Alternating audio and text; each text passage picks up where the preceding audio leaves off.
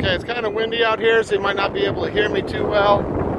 But I just wanted to show you the power of just simple water coming in from the ocean, like a wave, like you're seeing right there.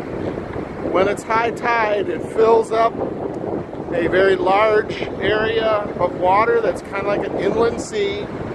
There's the boundaries of a very large inland sea. It's in the process of draining from several different places.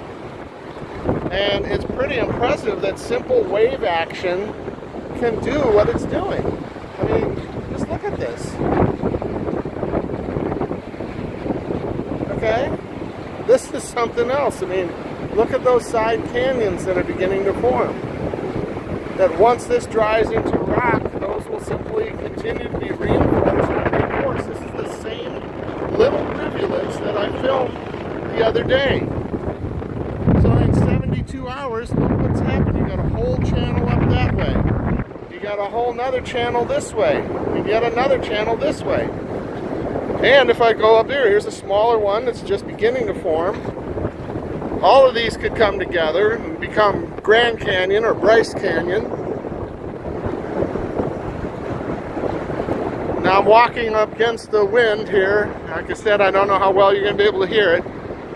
But just a few hundred feet away, actually about 100 feet away, this part of the inland lake is almost dry. The last bits of it are starting to drain out to sea. And look what we have. A huge side canyon. Collapsed walls, steep collapsed walls. More side canyons. Sideward flow.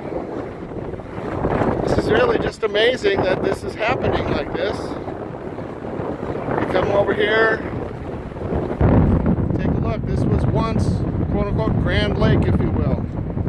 It's almost dry now because it's low tide. So Grand Canyon could have simply been a series of inflows from a much higher ocean level, simply reinforcing erosion trenches. And from different angles. I mean, yeah, there's not the U-shaped horseshoe shapes like you see sometimes in Grand Canyon, but you do see some turns. If it's not too hard, here comes a nice wave, and look at how easily it doesn't just overwhelm the landscape and destroy it. It follows the pre-existing paths, and now it hauls back out and reinforces that canyon yet again. Here comes another wave. It comes over. And there's how the side canyons are washing out. Here's yet another wave coming in.